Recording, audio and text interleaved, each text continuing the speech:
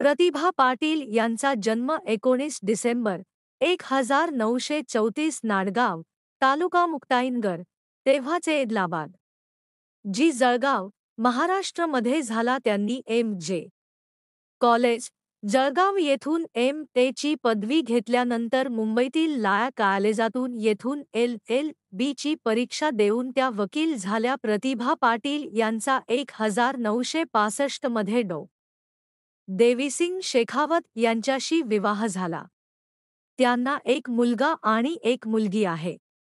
पाटील एक उत्तम table tennis खेळाडू होत्या. या भारताच्या 12व्या राष्ट्रपती होत्या. त्यांनी IS 2007 ते IS 2012 मध्ये राष्ट्रपतीपदाची जबाबदारी सांभाळली होती. भारताच्या राष्ट्रपतीपदावर नेमल्या गेलेल्या त्या पहिल्या महिला होत्या.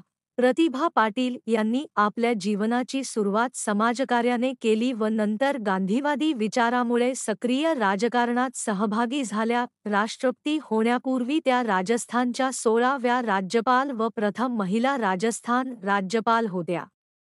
तत्पूर्वी त्या राज्यसभेच्या उपसभापती व IS 1962 ते IS 1985 दरम्यान महाराष्ट्राच्या विधानसभेत आमदार व विविध खात्याच्या मंत्री होत्या.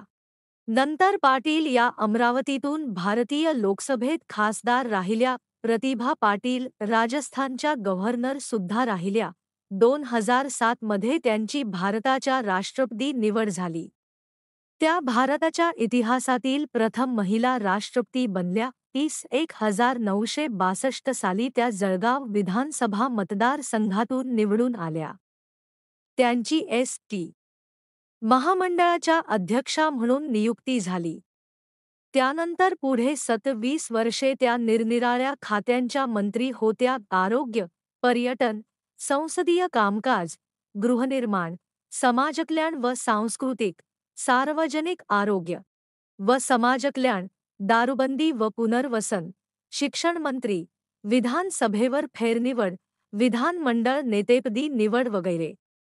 1979 ते 80 या काळात विधानसभेत विरोधी पक्षनेत्या म्हणूनही त्यांनी काम पाहिले. IS 1985 साली त्या राज्यसभेवर निवडून गेल्या व राज्यसभेच्या उपाध्यक्षा झाल्या. तो त्यांचा कार्यकाल संपल्यावर अमरावतीहून 1991 साली प्रथमच त्या लोकसभा सदस्य म्हणून निवडून गेल्या.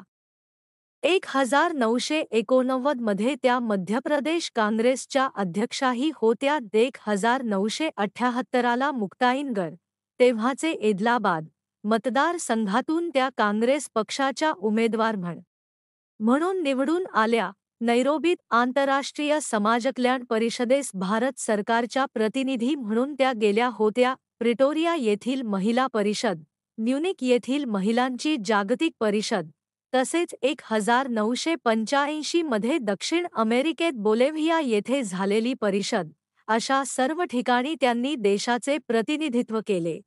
त्यांनी महिला आर्थिक विकास महामंडळ स्थापून स्त्रियांना चरितार्थाच्या संधी उपलब्ध करून दिल्या. पाळणाघर मदत योजना स्थापन केली.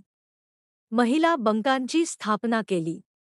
आदिवासी विकास योजना, वसंतराव नाईक महामंडळ, अण्णाभाऊ साठे महामंडळ आणि ज्योतिबा फुले महामंडळ ई महामंडळांची स्थापना केली. जळगाव येथे एक सुसज्ज रुग्णालय उपलब्ध करून दिले. अंधांसाठी संस्था काढून कार्य उभे केले. जळगाव येथे इंजिनिअरिंग कॉलेज काढले. त्यांनी अनेक देशांचे यशस्वी दौरेही केले आहेत.